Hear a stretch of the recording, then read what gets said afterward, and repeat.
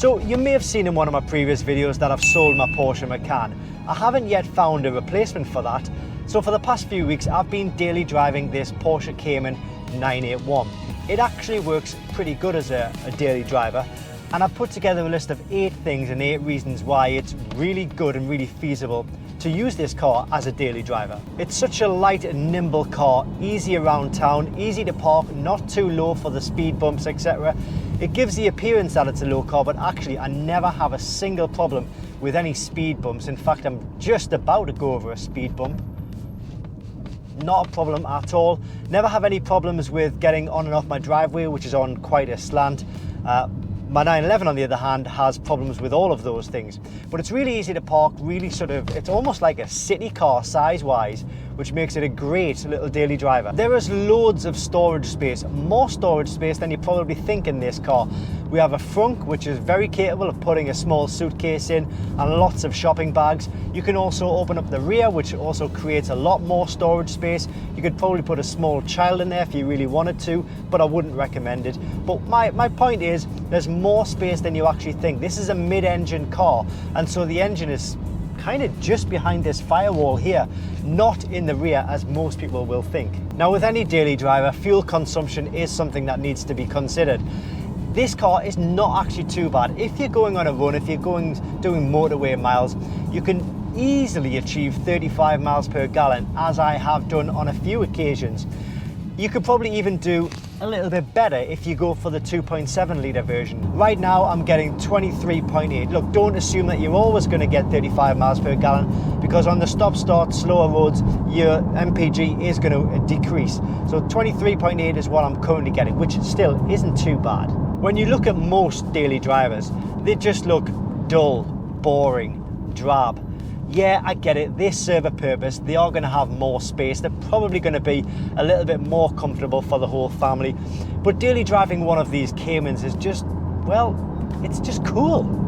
So on the subject of looks, let's take a closer look at this Cayman 981. A few modifications have gone on here, a few modifications have been done and then been removed because I wasn't that happy with them. But right now we've got the Carrera Classics on there, we've got the decals on there, which are quite new. We've also got the Tech Art front splitter that has been painted. I think that looks really, really nice, really quite aggressive. A few mods to go as well. In fact, I'll show you just around the side. I love the way this car looks right now. We've got the GTS rear splitter.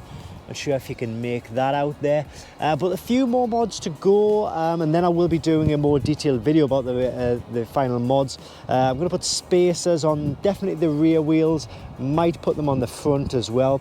I've got lowering springs to go on. I'm not 100% sure as to whether I'm going to fit those or not, because I kind of like the amount of clearance that I get when it comes to going over speed bumps up and down my driveway, so I may well leave the springs off. I've also got the Zun Sport grills to go on there as well, maybe one or two others, but I'm not going to do anything too dramatic, too drastic. Now, the Cayman is a super fun car to drive. Most of them are PDK, which makes gear shifts lightning quick and a dream to deal with. Look, you're not going to be dealing with a clutch, you're not going to be having to move the gear stick every 15 seconds in rush hour traffic. Stop start is very easy with the PDK, and it can also move when you need it to. This is the S version, which has a 3.4 litre engine and 325 brake horsepower. For a small compact car like this, that's a lot. It's cheaper to run than you might think.